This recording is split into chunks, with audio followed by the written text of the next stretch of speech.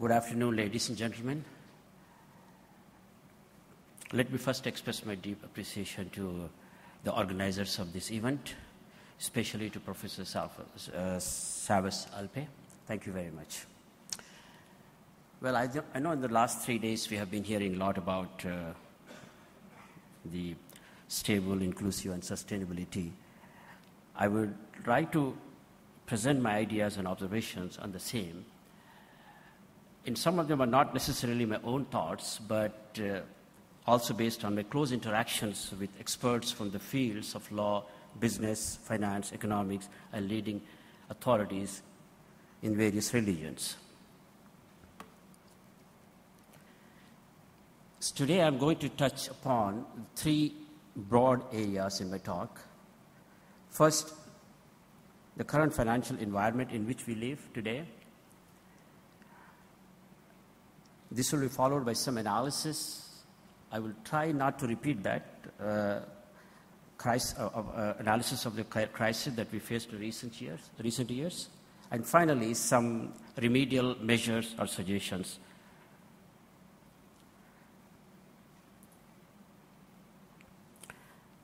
This map is a little bit of a different version of Martin's, what he has just presented. And statistics-wise, I'm not going to go in detail, but we all know that these crises brought global financial system under tremendous pressure, and with nearly every major economy affected. And we have also talked yesterday and day before yesterday with the other conference, so there has been, the world has paid enormous cost in terms of managing this crisis, both the direct costs associated with keeping the systems running, as well as indirect costs linked with the loss of opportunity, welfare, and diversion of precious financial resources. The question is, how will you measure the cost of human sufferings?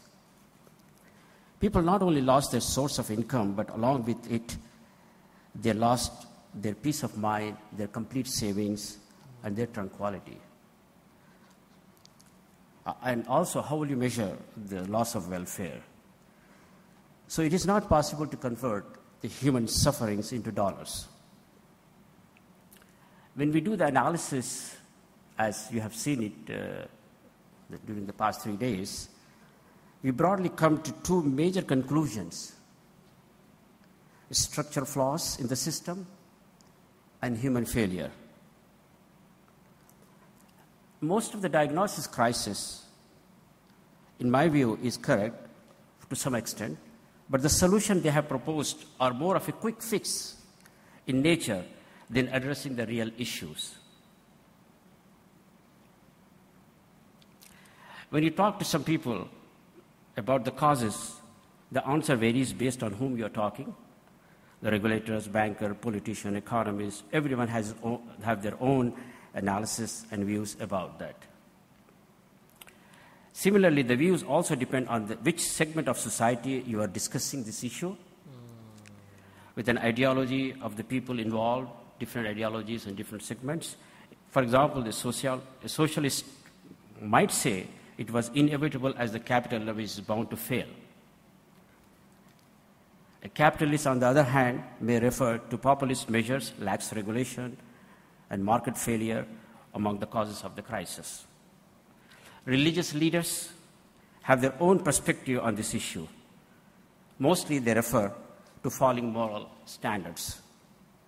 Islamic finance professionals attribute the crisis to the overbearing nature of some major prohibitive elements such as riba, gharar, maisar.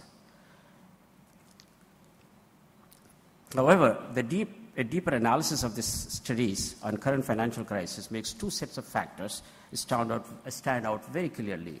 As I mentioned before, structural flaws and human failure. Lax regulation, systematic bias towards debt, market failure to reward efficient, punish errant, and detect crisis on time. These are some of the structural flaws in the system. It's also claimed that the structural flaws in our system makes the crisis inevitable and chronic. Senior researchers and scholars have argued that problems like inflation, indebtedness, and misery also occur due to structural flaws in the system. On the other hand, moral hazard, greed, lack of ethics, lack of education are cited as an example of human failure. We have found that despite all possible checks and balances in the system, collective good could not be achieved. Instead, individuals and companies find one way or other to exploit the rules and regulations. For example, we have seen recently that many companies consciously violate the law because the profit they reap by doing so are far greater than the fines they might have to pay for such violations. In today's financial environment, those who behave well are not rewarded by the system, and those who exploit the system get away without being penalized. This develops implicit incentive in favor of the rash behavior. The biggest question before us today, therefore, is how to improve human behavior. We cannot escape from it unless we hit the root of the problem in inculcating values in human behavior. In a recently held Harvard forum on the theme of faith-based investment, it was brought up that the belief in God brings equilibrium in human behavior. It is the beauty of faith in God that makes people sacrifice in favor of others rather than benefiting at the cost of others. Many refer to the above analysis as a problem of populism, shortism, consumerism, opportunism.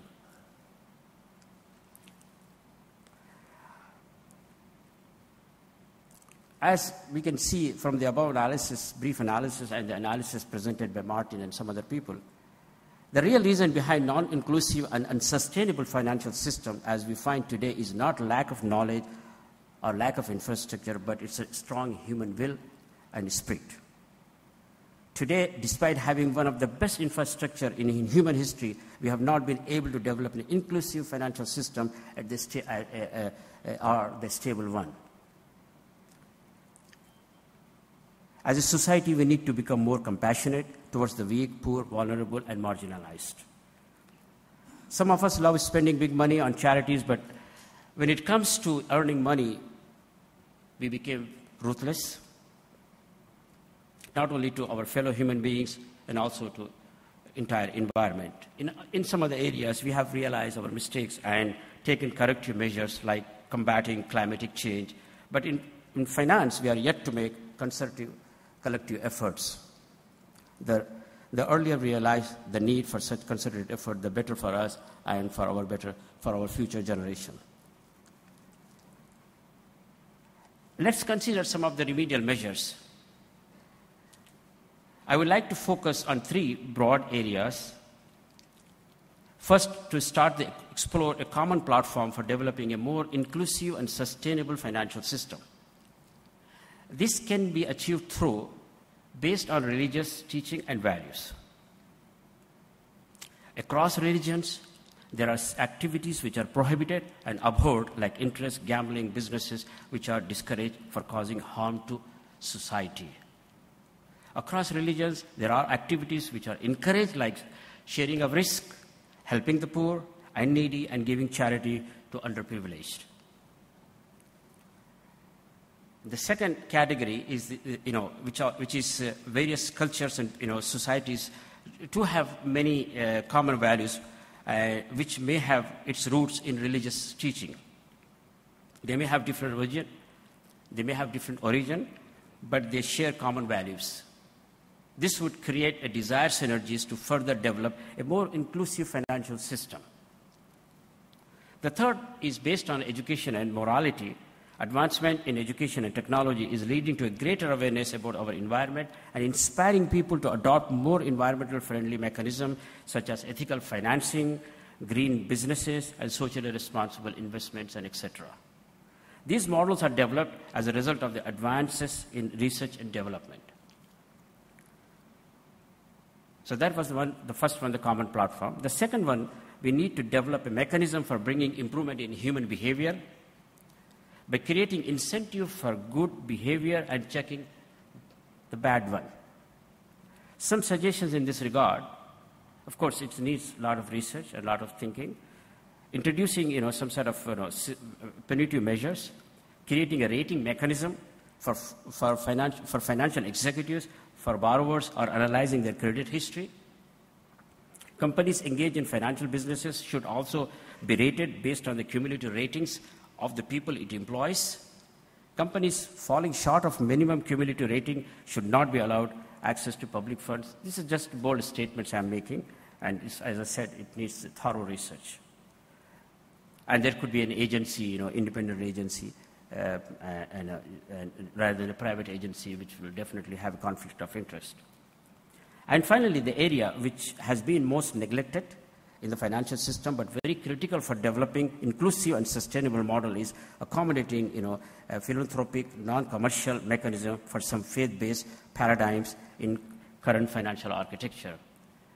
This morning, Mr. Tariq Diwani referred to about a very nice word, a gift, economy. So that's more or less, I'm repeating that. So some of these mechanisms are zakah, charities, for meeting urgent necessities of poor, vulnerable, marginalized.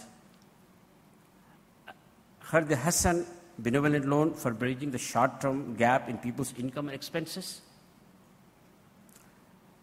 And throughout Muslim history, Awqaf endowment has played a very important role in providing long-term financial support to poor and needy.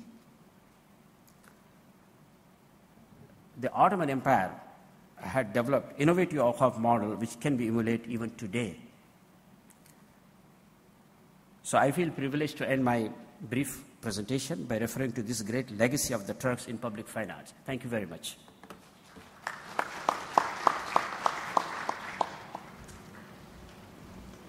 Thank you very much, Dr.